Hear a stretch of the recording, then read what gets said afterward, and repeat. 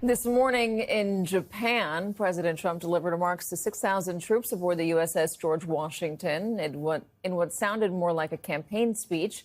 President Trump touted his political achievements, condemned Democrats in Washington, and criticized the media.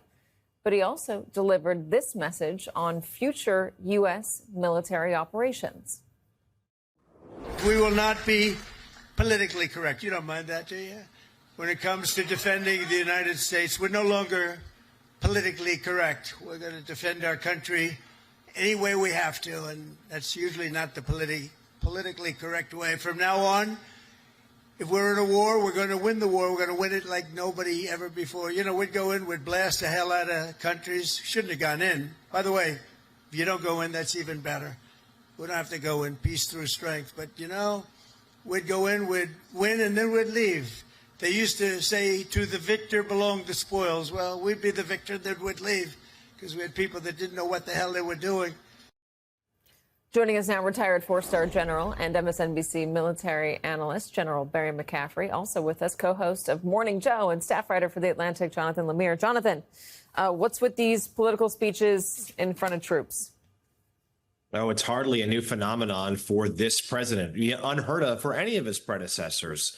But President Trump treats these sort of speeches as he does a campaign rally. We saw it even today on foreign soil. That used to be another matter where you'd leave politics at the water's edge. That's not the case anymore. We saw it a few weeks ago when he spoke to the top leadership of the military at Quantico, in that meeting convened by Secretary of Defense Pete Hegseth. So there's nothing new there, but it's interesting. The timing of this comes as the U.S., of course, Katie, is deploying more and more of its ships to the Caribbean towards Venezuela. The Secretary of Defense announced a few more strikes today in international waters. There's been almost a dozen now in recent weeks. And as we've been reporting at The Atlantic and here on MSNBC, there have been suggestions within the administration that some of those strikes could move to land now. Now, the president, as you well know, Katie, you and I were both covered the 2016 campaign. He was really forceful, and it was a message that resonated with potential voters when he criticized the Iraq and Afghanistan forever wars, pledged he'd never do the same.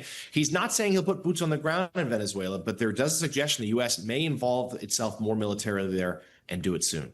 Yeah, it is strange because that was a pretty clear message being sent from his supporters. We don't want to be involved in everybody else's wars.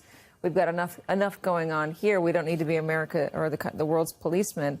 General McCaffrey, though, it doesn't sound like that's what Donald Trump believes any longer, as Jonathan was just mentioning, from the rhetoric that he's giving not just to those troops in Japan, but the speech to the military generals, the way he talks to reporters, how he refers to what's happening in Venezuela. It sounds like he wants to be the arbiter of everything around the world. Well, he's unconstrained. And I think when you take that presentation aboard the carrier in Tokyo Bay, which sounded unhinged and was cringeworthy, and had the Japanese new woman prime minister present while the troops are chanting USA. It was bellicose.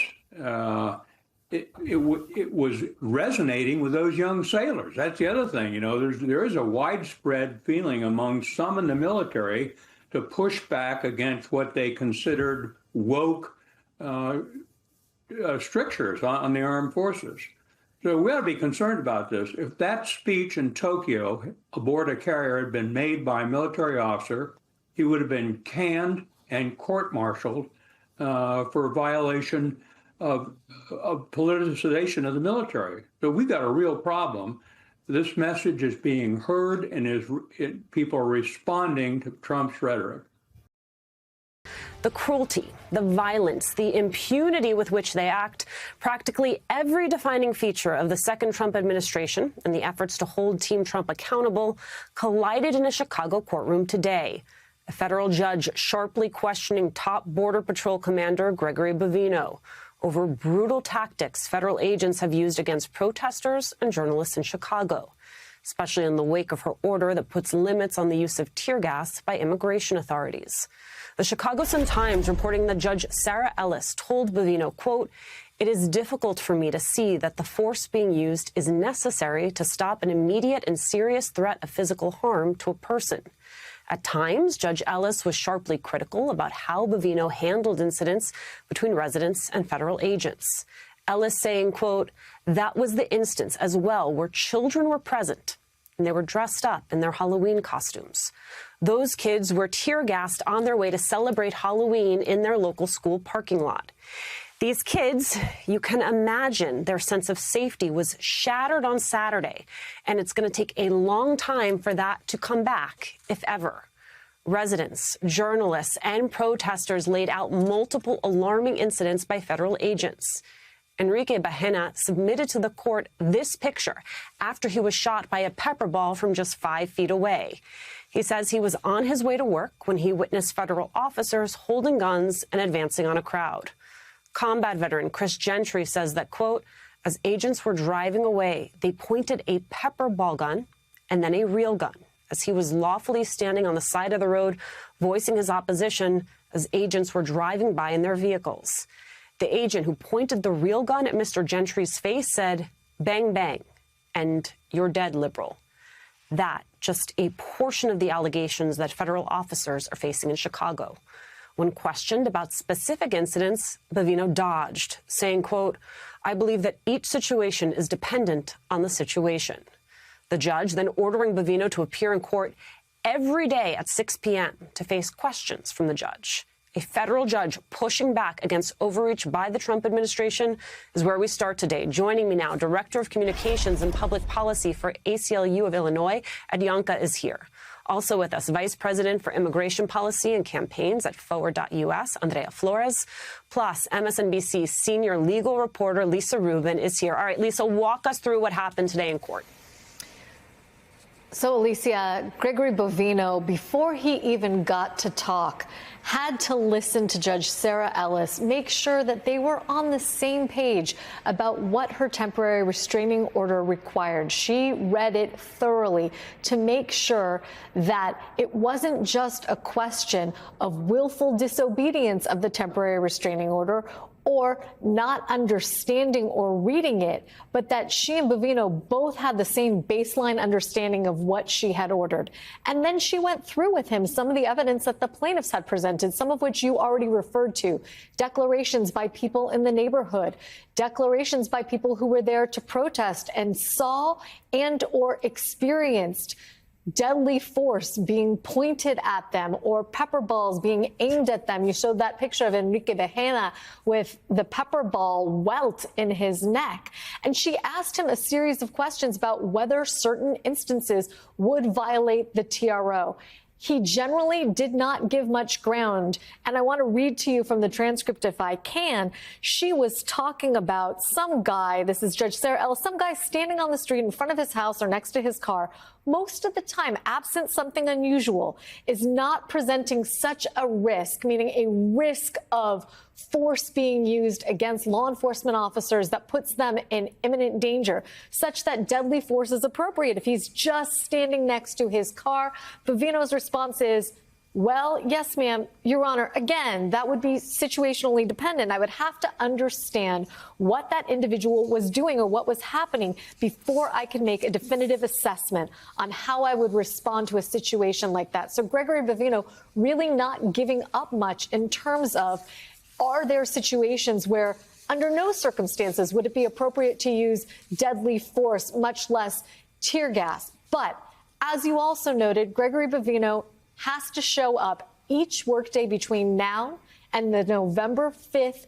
preliminary injunction hearing. That's where the plaintiffs in this case will ask Judge Ellis to enter a much longer term order that would prohibit some of the use of force that they have contested thus far. Not only the use of chemical munitions, but, for example, putting people in chokeholds or the way in which they disperse crowds without warnings, whether or not they can show up without clearly identifiable markers for individual law enforcement officers. One of the complaints has been, we don't even know who these people are. We can't tell what agency they're with, much less what their name is. And so Judge Ellis reiterating today that they must wear in a conspicuous place at least 2 identifying markers. And then, of course, she extracted one important concession question from Bovino, which is that despite her order that all of the CBP and ICE officers on the ground need to be wearing body cams, that he himself, despite being a part of the action, was not wearing one, but that he will do so by Friday, Alicia. Andrea, let's pick up on that point, Bovino not wearing a body camera. Does that strike you as unusual? It doesn't, because we're talking about the Border Patrol and Customs and Border Protection. And these officers are trained for a different mission than what we're seeing in Chicago. They are supposed to be guarding our nation's boundaries. They're supposed to be dealing with, drug cartels and threats that are very, very different than what happens in our communities. So I am deeply alarmed by the growth and Border Patrol leadership taking over these operations in cities, because ICE is a deeply imperfect agency in need of reform, but they have a long history of working with local police departments. They work with local, non-governmental organizations. And so Border Patrol doesn't have those relationships, right? They were trained for a different mission, and they are essentially a paramilitary force meant to be at our borders, not in our communities. Well, let's talk about that, because we have that reporting, Andrea, from MSNBC. You got field directors, special agents in charge in multiple cities expecting to be replaced by Border Patrol officials. So this is now becoming part of a larger pattern. Why do you believe that is happening, and what is it going to mean for American cities? Well, I would say that there are more constraints generally that ICE is used to operating under, right? There's more checks and balances within ICE as an agency than there ever has been for Border Patrol. And we need to connect the dots of the announcements that they're making. So last week they said that they were going to have the Navy, they entered a contract with the Navy to build multiple soft-sided facilities, the type of detention facilities that we've seen in border areas during really, really big migration surges. Now they're going to be outside of our cities. And those are spaces that are operated by the Border Patrol. So they're really bringing these border tactics deep into our communities that are completely ill-equipped to serve any sort of public safety interest when it comes to civil immigration enforcement, right? What you need to combat someone, who is a human smuggler is very different than what you need for someone who has a basic civil immigration violation. But they are building an infrastructure to bring this untrained paramilitary force to do domestic policing on behalf of the president's goals. I mean, listen, Ed, Judge Ellis is clearly doing what she can to hold the line inside her courtroom. I am curious about how that is translating on the streets of Chicago. I remember earlier this month you told Nicole ICE agents they were out of control in Chicago. Has anything changed on the ground since then? No, and in fact, I think that's one of the reasons that Bovino was called into court today. What we've seen over the last few days are, heavy-handed tactics and, violent activities on the part of ICE and CPB, not just in one part of the city, not just aimed at, a particular group or particular part of the city, but in a variety of parts of the city. Again, always met with the same opposition, and then that opposition always bringing out these tactics of the use of tear gas, the use of threats, the use of physical violence when they found it necessary.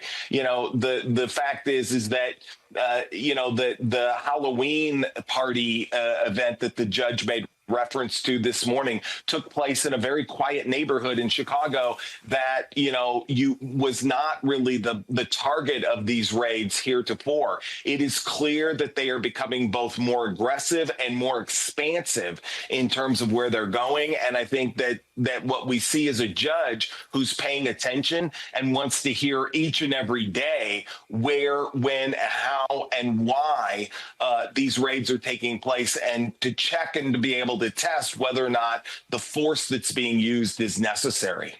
The force that is being used necessary. And Lisa, at whose direction and in whose name? Court filings cite comments Bovino made to a reporter as evidence of his disregard for the law. Let's listen to them, and then we'll talk about them on the other side. I take my orders from the executive branch, yes. Whether that's President Trump or Secretary Noem. So one, Lisa, does that comport with your understanding of the law? Doesn't he still have an obligation to abide by the courts? That's absolutely true. And Judge Ellis sort of subtly reminded him of that today. Alicia, at the beginning of the hearing, she said, as a member of the executive branch, you, Commander Bovino, have a different role to play than I do in the judicial branch.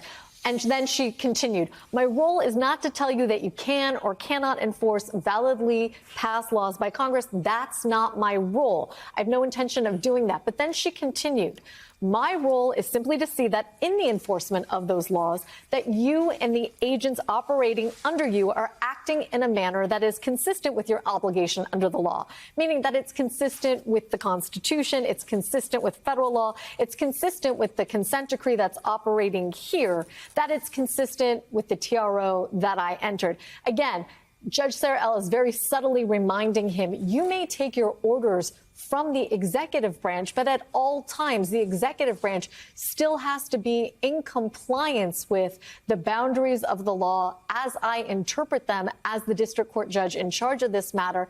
And of course, we all owe fidelity to the Constitution. That's as true of me as the federal judge overseeing this and my oath as it is of you, Commander Bovino. Let our words ring out so loud tonight that Andrew Cuomo can hear them in his $8,000 a month apartment. Let them ring so loud so that he can hear us even if he's in Westchester this evening. Let them ring so loud that his puppet master in the White House hears us.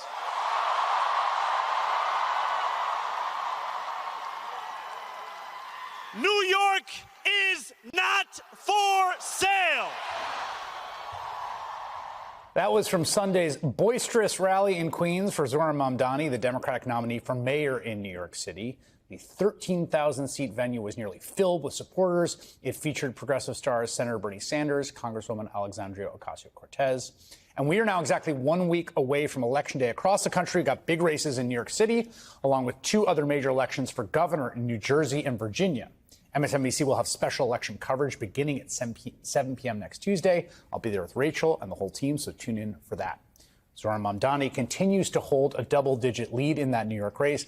But in these final weeks, it has become a more hard-fought contest between Mamdani and his rivals, the former governor, Andrew Cuomo, and Republican Curtis Sliwa. Andrew Cuomo will spend much of tonight attacking me. He is a desperate man, lashing out because he knows that the one thing he's always cared about, power, is now slipping away from him. President Trump has to respect you. He has said he'll take over New York if Mamdani wins, and he will, because he has no respect for him. He thinks he's a kid. He wants Andrew Cuomo to be the mayor, not because it will be good for New Yorkers, but because it will be good for him. Number of homeless since I left has more than doubled. Andrew, you didn't leave. You fled from being impeached by the Democrats in the state legislature. The city has been getting screwed by the state, and that has to change, and the city has to be doing better. We just had a former governor say in his own words that the city has been getting screwed by the state. Who was leading the state? It was you. Joining us now is Zohran Mamdani, Democratic nominee in the New York City mayoral election, state assembly member here in New York. Good to have you back. Great to be back. Thank you. Andrew Cuomo has said that if he loses the race, he's going to move to Florida because things will go so far south in the city. If you lose the race, where are you moving? I'm staying right where I am because I'm a New Yorker, and it's not contingent on winning or losing an election. You've got a very, very big set of billionaires spending a lot of money right now in a super PAC. We should explain to people that New York has public financing. It seems to me like it's actually been a key part of the success of your campaign. Would you agree? Yeah, absolutely. I mean, what New York's public financing does is it provides an 8-to-1 match for New Yorkers' donations from whether $10 to $250. It's what allowed us to build a campaign focused on working people because we didn't have to call those who were benefiting from the crisis affecting those working people. And in fact, at a certain point, you had enough donor. I mean, you were cutting ads saying like no more donations, Please which stop. I've never seen a candidate do. But because Citizens United is still the law of the land, right? It can't regulate that speech because that's the Supreme Court says in the Constitution. So you have Michael Bloomberg, who's giving $8.3 million, Joseph Gebbia, $3 million, the Louder family, Bill Ackman, a lot of money, a lot of ads. What is your understanding of why they're spending so much? It's a lot of money. You know, I think Bill Ackman might be under the impression that for every word he tweets, he has to spend that kind of money. And so that might be why we see so much of these donations. But I think what it really comes down to is that a lot of these same billionaires, you know, Ackman, the former co-founder of Airbnb, these are also the same billionaires who funded Donald Trump's campaign. and his second term specifically. And what we're seeing is that they see just as good of an investment, not in Washington, D.C., but also here in New York City in electing Donald Trump's puppet, Andrew Cuomo. And they want to ensure that the narrow path that he has is paved with the same money that gave us this authoritarian administration. How much is just material interest, right? Like, you say you want to raise taxes on the richest New Yorkers. Why wouldn't the richest New Yorker spend a lot of money to defeat you, right? Doesn't that make a certain amount of sense? It does, but they're spending more money than I would even tax them. And I think that is in part because of a sense ideological belief, commitment. Yeah, I mean, I'm serious. It is, but I also think it's a sense that politics shouldn't actually be decided by the people of the city. There's a restlessness amongst those like Bill Ackman that there could be a movement that repudiates the very kind of politics that he's funded, and that is a politics that doesn't provide him with the access that he has become all too familiar with across this country.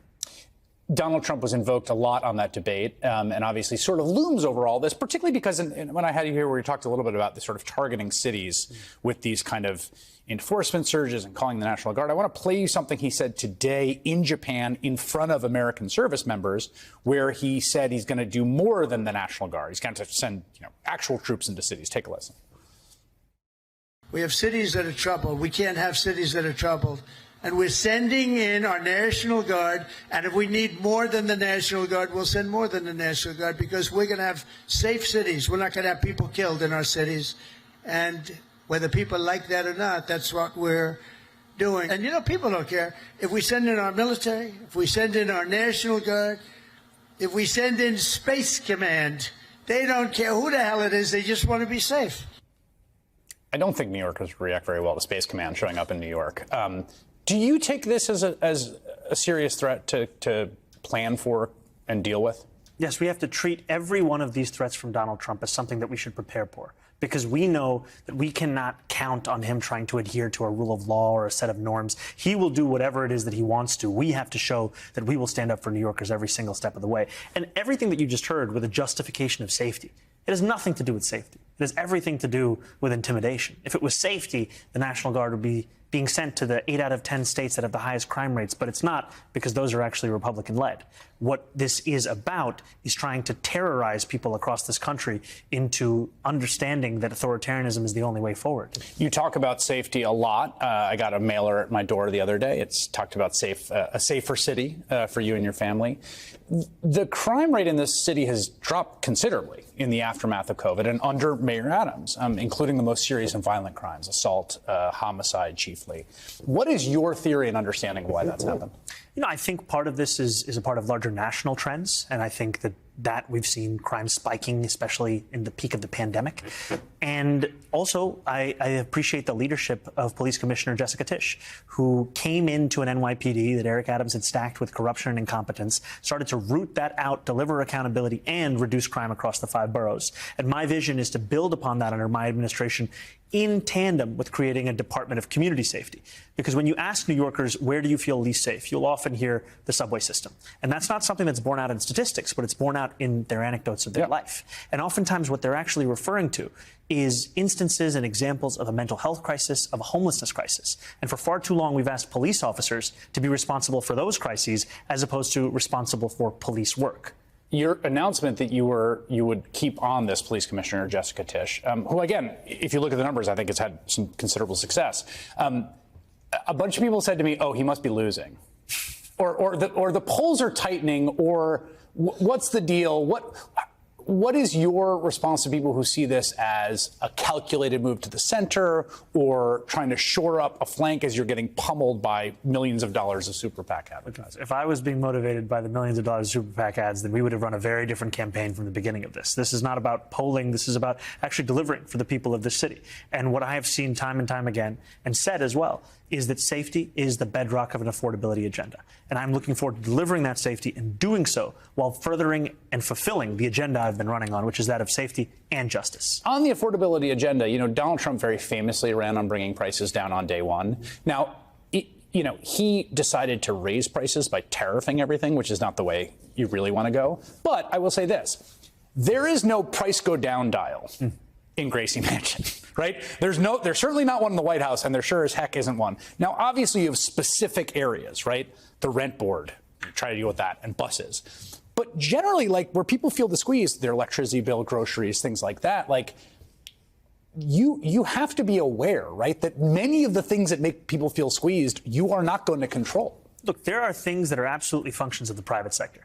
But what I've also been frustrated by is that politicians understanding themselves as if spectators to this affordability crisis. 2.5 million New Yorkers in this city live in rent-stabilized housing. The city determines if their rent increases every year or not. That is no small thing. This mayor has increased their rents by more than 12%. After housing, the number one cost in this city is childcare. The previous mayoral administration delivered universal pre-K. That took an immense burden off of the backs of working-class families. We're going to deliver universal childcare, which would take off $22,500 a year on average from the backs of these parents. And finally, buses. $2.90. Doesn't sound like that much, but in this city, 1 in 5 New Yorkers cannot afford that. I give these to you as concrete examples because it's not about mimicking the manner in which Donald Trump set out to deliver or never deliver these promises. It's in fact about diagnosing this problem and then delivering on it. And these are clear ways that government can intervene and do exactly that. New York mayoral candidate Zohran Mamdani. Thank you.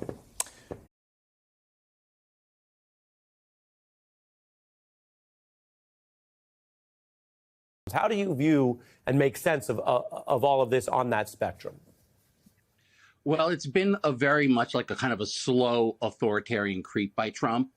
You know, they have been fairly selective. They have been moving in a slow but deliberate manner. It's sort of like the vampires in the movie Sinners, where, you know, mild spoilers for that movie, you know, for the first half of the film, you know, life is continuing as normal, even though the vampires are out there, they're hurting people, and then suddenly they're at your doorstep.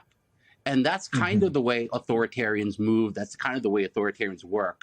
But it's important for everyone to be reminded that just because life appears to be normal, you know, we're all watching the World Series, we're watching Steelers-Packers, you know, that doesn't mean that life actually is normal. We have masked agents abducting people off the streets. We have a DOJ that is going after the president's enemies. We have a ballroom being built at taxpayers' expense while there is a government shutdown and government workers cannot receive their paychecks. None of this is normal. And just because it appears to be normal doesn't mean it is. John? Well, you know, the thing about this is the description of what is going on. His lie in this case, and there's always a lie at the heart of whatever he's doing, his lie is that he gives a damn about policing the people and keeping them safe from violence. The number of people present, as this recovering federal prosecutor would observe, who are put there to take care of the crimes are not enough. 200 people, 100 people. Why are they there then? Why are they there if it's not a real patrol? It's an important point. Go ahead. Yeah. To provoke, and to get the film that they want. And instinctively or by design, the people in the various locations, which are Democrats, are wearing costumes and so forth, making ridiculous what they do. Right. And the officers who are untrained and unprofessional, even in their propaganda, even in their violence, don't know how to accomplish it. And so you see them actually provoking it. We see them throwing gas and stuff like that. And they think they're holding their constituency together. Why? Well, and if I may, I'll let you finish. We can't get inside the mind of every single agent. There may be some there who, as you describe, and the judge is concerned, are being provocative with tear gas. There may be others who are assigned there for the day and are standing there going, why am I here? I mean, again, if you go down the line of each one, I will say your account is consistent with what the judge reprimanded at least their leader for. Right. And, you know, when the people are on the ground are coming there with mercenary bounties to do what they're doing and wearing masks and acting like thugs, these are the people we should be arresting. And the powers for police that are necessary don't exist here, aside from the amendments to the Constitution that reserve to the states the police power, which is not compromised in those places if you look at the statistics over the years. So what do we have? We have a president who is having an army in his mind, though still small, to take care of us domestically for what?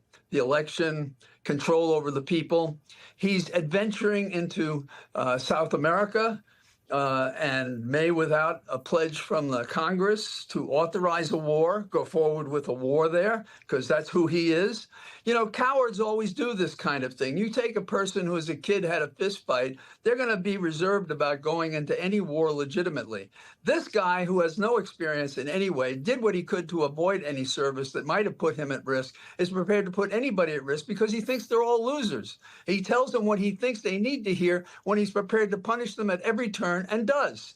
And as soon as they say anything truthful and disloyal, say there was a Kerry, as was true in the Vietnam War, who came forward now and said, do you know what's really going on? This guy would be crushed like that, because we already have an authoritarian government and we don't have people fighting back.